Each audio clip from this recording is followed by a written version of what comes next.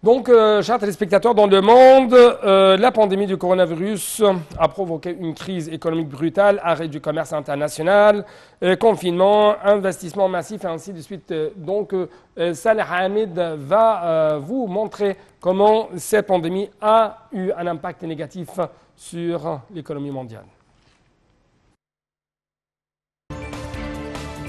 La pandémie du coronavirus a provoqué la récession économique la plus grave jamais observée depuis près d'un siècle, a alerté l'Organisation de coopération et de développement économique dans un rapport.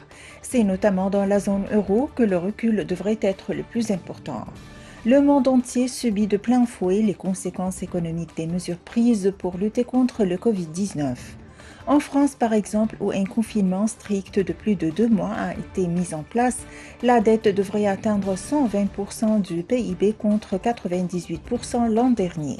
Mais même dans les pays où les mesures de confinement ont été relativement légères, les conséquences économiques et sociales sont importantes. L'économie mondiale semble de plus en plus en passe de se redresser malgré l'impact à court terme des récentes mesures visant à contenir la propagation du Covid-19 en Europe particulièrement. Après une forte contraction en 2020, cette reprise sera néanmoins inégale selon les régions et s'étalera sur plusieurs trimestres.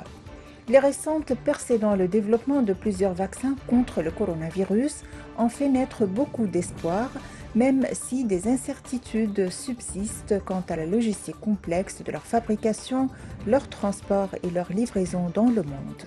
Ce que nous savons avec beaucoup plus de certitude, c'est qu'une fois l'épidémie maîtrisée, la croissance s'auto-entretiendra, étayée par les mesures de relance en cours et stimulée par la demande latente.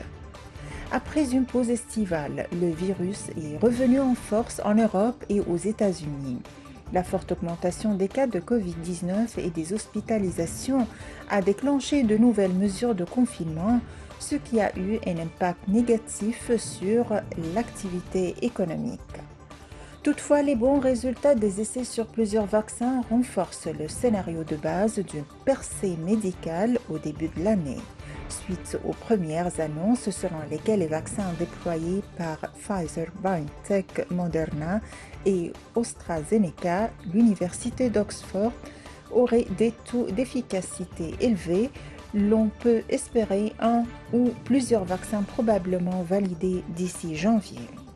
Devrait alors suivre une immunisation rapide des groupes de personnes vulnérables, allant des personnes âgées aux patients souffrant de graves problèmes de santé et aux employés du secteur médical.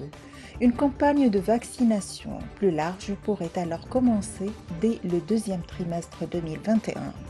La récession liée au Covid-19 pourrait s'avérer plus intense et plus courte que les précédentes, car il s'agit là de la toute première récession lancée par décret. Lorsque les économies se relèveront, l'activité devrait rebondir beaucoup plus rapidement que lors des récessions précédentes, qui, elles, ont été déclenchées par un resserrement des politiques budgétaires ou encore un assainissement des bilans. Alors que la population développe son immunité et compte tenu de l'assouplissement continu des politiques, il faut s'attendre à ce que l'activité économique rebondisse au printemps prochain. Bien sûr, les actifs mis à profit pour accélérer la croissance en profiteront, notamment dans les secteurs actuellement dans une impasse, comme celui des voyages, de l'hébergement et des services de restauration. Dans l'intervalle, les gouvernements des pays durement touchés par le virus continueront à faire tout ce qui est en leur pouvoir pour remplacer les revenus du secteur privé perdus en raison des confinements par le biais d'importantes subventions salariales, d'allocations de chômage et d'autres transferts budgétaires.